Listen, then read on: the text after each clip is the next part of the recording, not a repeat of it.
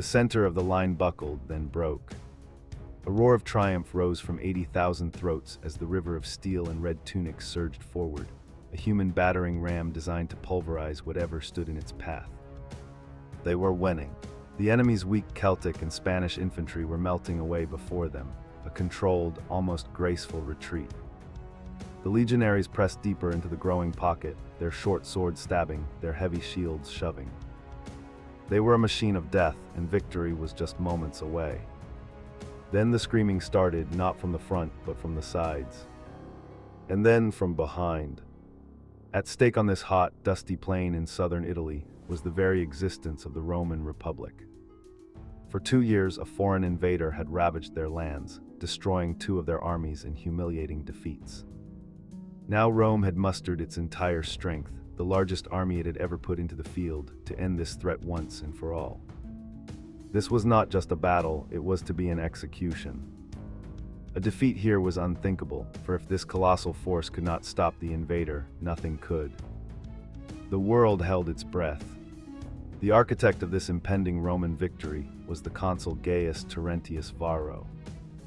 He was an arrogant, aggressive populist who had won his office by promising the people what they craved, a final, decisive battle to crush the hated enemy. He believed in the simple, brutal arithmetic of Roman warfare: more men, more steel, more pressure. He had dismissed the cautious strategies of his predecessors as cowardice.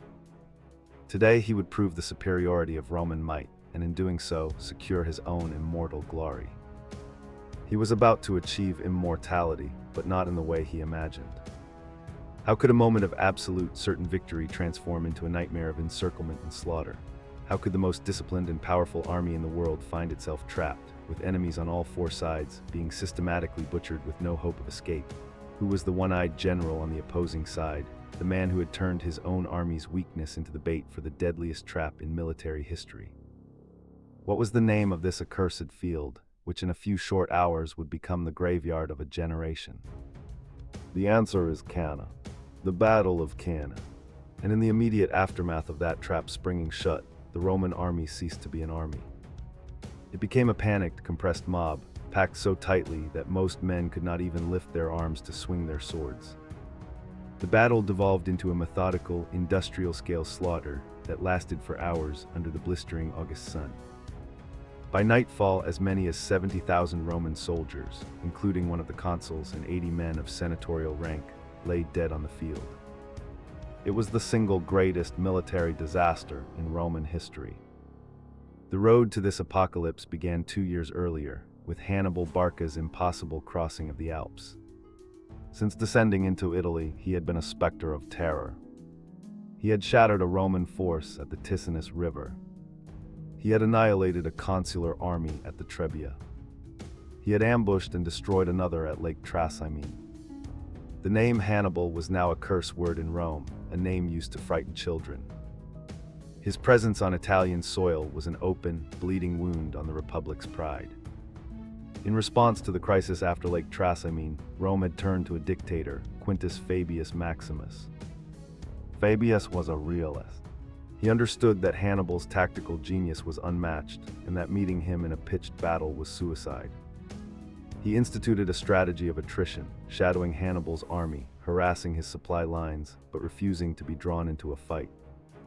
This Fabian strategy was militarily brilliant but politically toxic. The Roman people saw it as unmanly cowardice, and Fabius was derided as the cunctator, the delayer.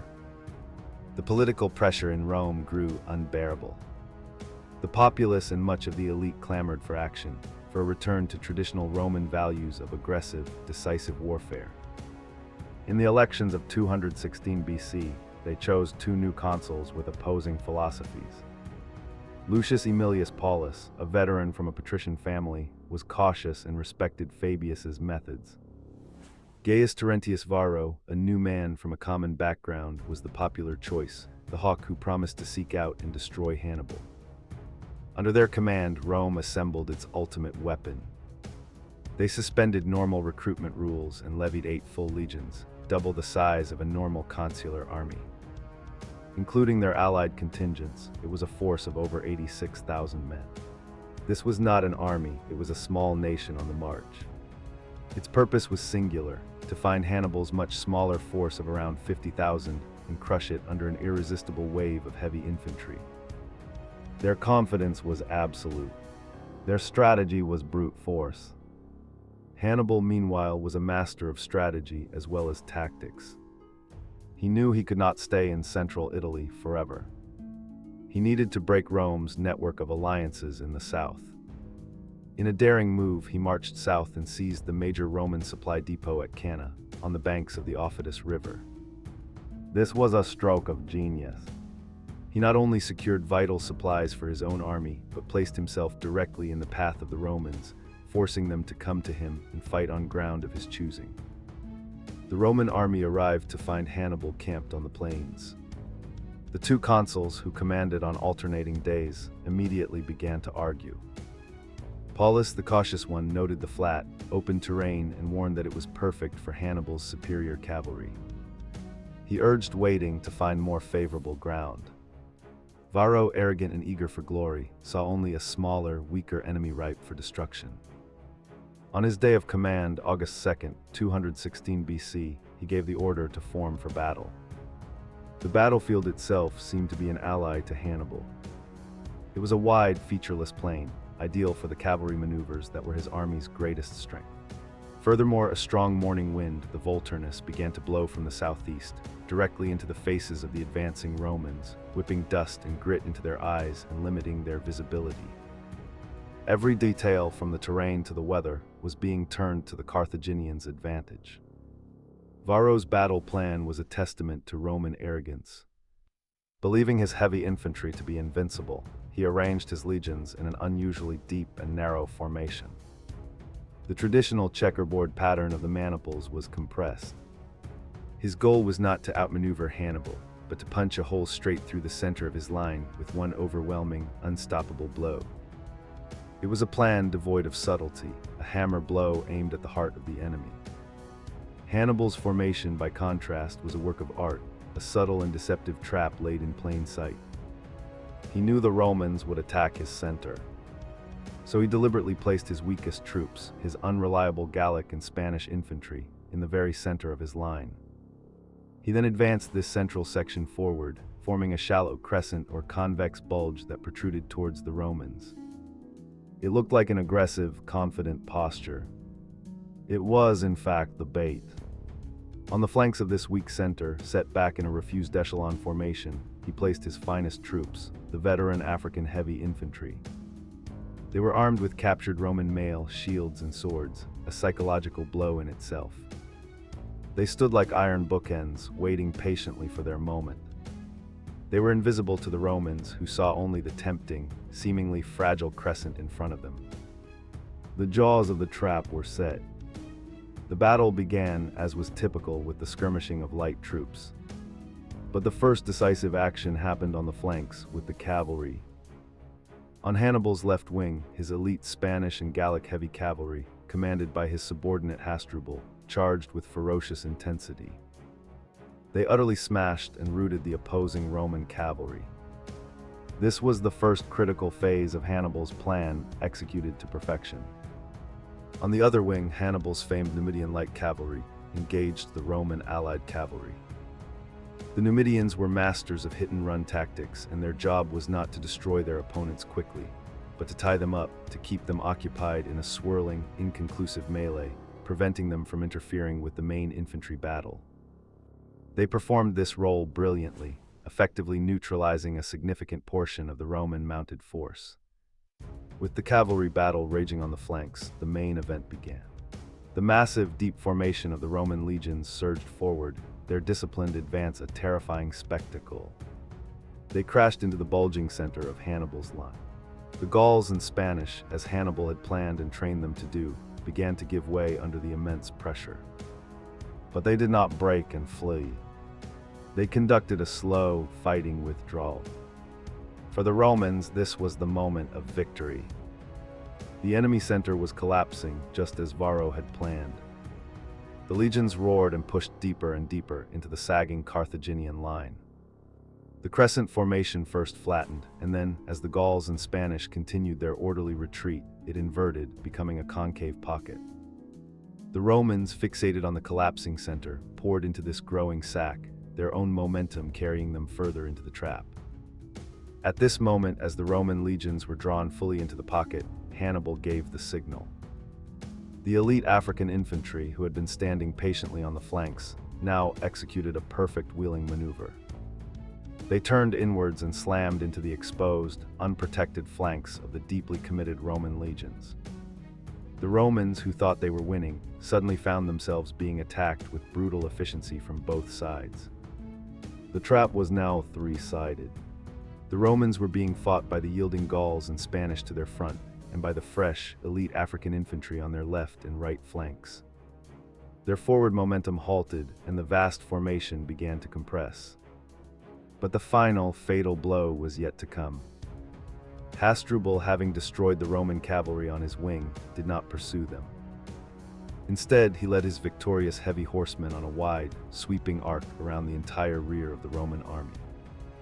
The Carthaginian heavy cavalry crashed into the rear of the Roman allied cavalry, who were still tied up by the Numidians. Attacked from two sides, the allied horsemen broke and fled. Hasdrubal now had his cavalry, the decisive arm of the battle, completely free and unopposed behind the main Roman infantry formation. The final piece of the puzzle was in place. Hasdrubal's cavalry charged into the rear of the Roman legions. The encirclement was complete. The Roman army, the largest the Republic had ever fielded, was now completely surrounded, with no hope of reinforcement and no path of retreat. The Roman system of fighting, based on the flexibility of the maniples, became useless. They were packed together so tightly by the contracting ring of enemies that they were unable to effectively use their weapons. What followed was not a battle but a massacre. For the next several hours, Hannibal's men simply moved inwards, killing. The outer ranks of the Roman formation were cut down, and the men in the center were crushed to death by the sheer pressure of the panicked mob. They died by the thousands, suffocated, trampled, or stabbed by an enemy they could not even see. The discipline and courage of the Roman soldier counted for nothing. The consul Aemilius Paulus, who had argued against the battle, fought bravely until he was cut down. According to the historian Livy, he was found sitting on a stone, bleeding to death, and refused offers of escape, preferring to die with his men rather than face the humiliation of returning to Rome. His colleague Varro, the architect of the disaster, managed to escape with a small remnant of cavalry. As the sun set on the plains of Cannae, the scale of the slaughter was revealed. The field was a carpet of bodies, a testament to the deadliest day in Roman history. Hannibal's men, exhausted but triumphant, spent hours stripping the dead, collecting thousands of gold rings from the fingers of the fallen Roman knights and senators as proof of their victory. The Roman army had ceased to exist. In the aftermath, one of Hannibal's cavalry commanders, Hannibal, famously urged him to march immediately on Rome itself. "Follow up this victory," he said, "and in 5 days you will dine on the capital." When Hannibal hesitated, citing the exhaustion of his troops and the lack of siege equipment, Hannibal delivered his legendary rebuke, "Truly, the gods have not given all things to one man. You know how to win a victory, Hannibal, but you do not know how to use one." Whether Hannibal was right is a debate that has raged for millennia. Hannibal's strategic goal was not to conquer the city of Rome, but to shatter its confederation of Italian allies. He believed that after such a catastrophic defeat, Rome's allies would flock to his side, and the Republic would be forced to sue for peace. He had won the battle, and now he would set about trying to win the war. When the news of Cannae reached Rome, it was met with a period of national terror and despair unlike any before or since. The city's gates were shut. The Senate met in a state of shock. In a sign of the depths of their fear, they resorted to the rare and horrific ritual of human sacrifice, burying alive 2 Gauls and 2 Greeks in the city's cattle market to appease the angered gods. The Republic was on its knees. But it was in this moment of ultimate crisis that the true strength of Rome was revealed. It was not in its legions, but in its will. The Senate, led by the old hero Fabius Maximus, refused to panic. They forbade public mourning. They refused to negotiate with Hannibal. They refused to even ransom the thousands of Roman prisoners he held.